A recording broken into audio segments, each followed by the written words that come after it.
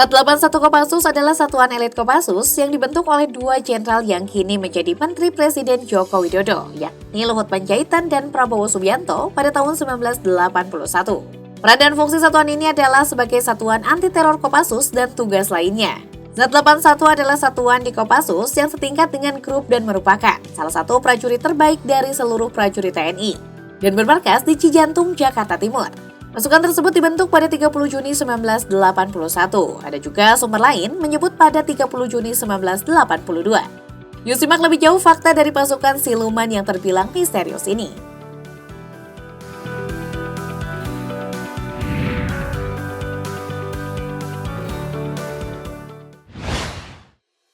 Saat awal pembentukan pada tahun 1981, Zat 81 Kopassus lebih dulu dinamai Detasmen Khusus 81 Komando Pasukan Sandi Yuda Kopasanda. Kesatuan ini juga pernah dinamai Den 81 yang kemudian dimekarkan menjadi Grup 5 Anti Teror pada periode 1995-2001. Setelah itu terjadi perubahan organisasi dari Grup 5 Anti Teror dan menjadi Zat 81 Gultor, atau umum disebut Zat 81 saja. Beberapa tahun belakangan, istilah Gultor dihilangkan dari satuan ini, bukan tanpa sebab, melainkan karena kualifikasi yang dimiliki lebih dari sekedar penanggulangan teror. Menteri Pertahanan Prabowo Subianto menceritakan bagaimana pembentukan Zat 81 Kopassus. Sebagaimana diceritakannya dalam bukunya yang berjudul Kepemimpinan Militer, catatan dari pengalaman Letnan Jenderal TNI Purn Prabowo Subianto. Dalam buku tersebut, Prabowo menceritakan awal mula pertemuannya dengan Jenderal TNI Purn Luhut Binsar Panjaitan. Hal itu keduanya baru saja kembali dari operasi Nanggala 5 di Timur Timur.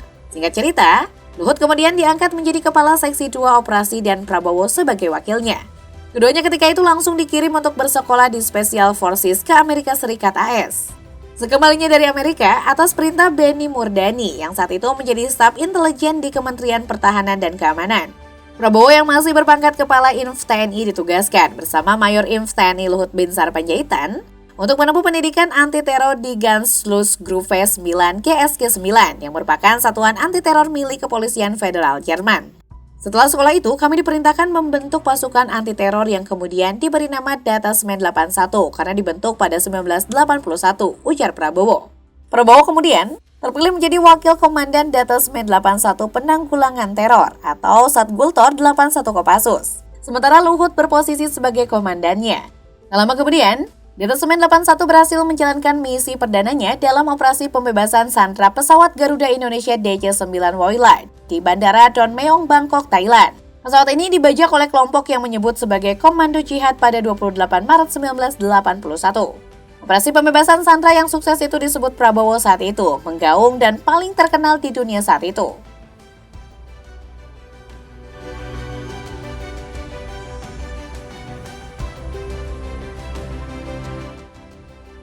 Rekrutmen anggota Zat 81 diambil dari anggota minimal berdinas aktif 2 tahun di grup-grup jajaran Komando Pasukan Khusus TNI Angkatan Darat. Sementara berdinas di markas, prajurit tadi akan ditingkatkan kemampuannya untuk melihat kemungkinan promosi penugasan ke Satuan Sandi Yuda atau Satuan Anti Teror. Untuk anti teror secara khusus pendidikan dilakukan di Satuan Latihan Sekolah Pertempuran Khusus Batu Jajar. Secara keseluruhan bisa dipastikan bahwa Zat 81 terbilang di dalam setiap operasi rahasia militer yang dilakukan ABRI dan kemudian dilanjutkan oleh TNI.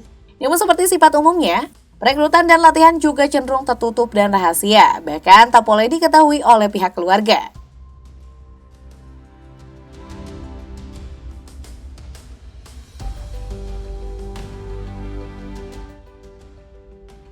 Data kekuatan dari satuan ini tidak dipublikasikan secara umum, sehingga mengenai jumlah personel maupun jenis persenjataan yang dimilikinya semua dirahasiakan.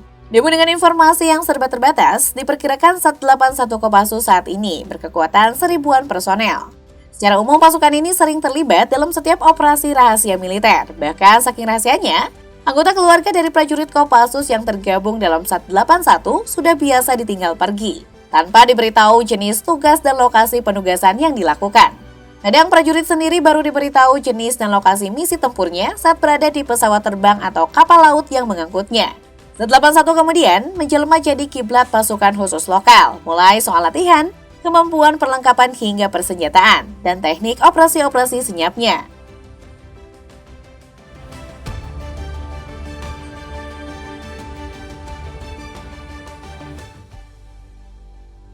Kualifikasi personel SAT-81 secara umum lebih tinggi dari satuan sejenis Primus Inter Pares. Oleh karenanya, personel SAT-81 baru diturunkan bila ancaman itu bersifat kompleks dengan skala kesulitan terbilang tinggi. Dan satu lagi yang harus dicatat, halangan atau area operasi yang disediakan bagi SAT-81 ada pada ruang yang terbatas seperti pesawat terbang dan gedung. Dan biasanya di perkotaan, bukan pertempuran konvensional di daratan luas atau rimba raya.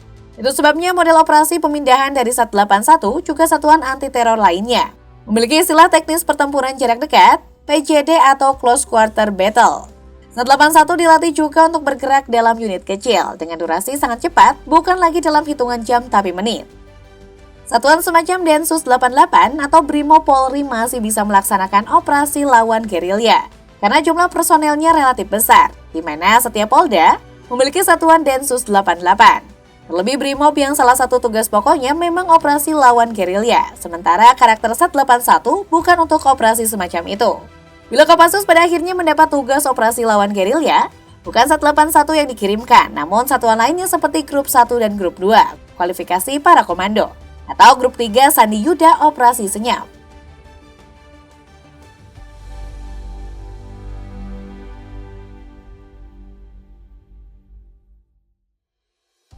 Meski rahasia dan operasinya tak pernah diungkapkan ke publik, konon SAT-81 disebut-sebut pernah ditugaskan untuk mengejar buronan Nordin M-Top dan kawan-kawannya pada tahun 2009 silam. Contoh lain adalah penerjunan diam-diam SAT-81 adalah saat mengatasi teror di Sarinah Tamrin, Jakarta Pusat pada pertengahan Januari 2016. Disinyalir pula bahwa satu peleton SAT-81 telah ditugaskan di perbatasan Kalimantan Timur untuk patroli intai jarak jauh atau Long Range Recon Mission untuk mengawasi batas wilayah negara. Yang terbaru adalah dugaan keterlibatan SAT-81 yang bersiaga pada saat penyelenggaraan pertemuan internasional KTT G20 yang digelar di Bali pada November 2022 lalu.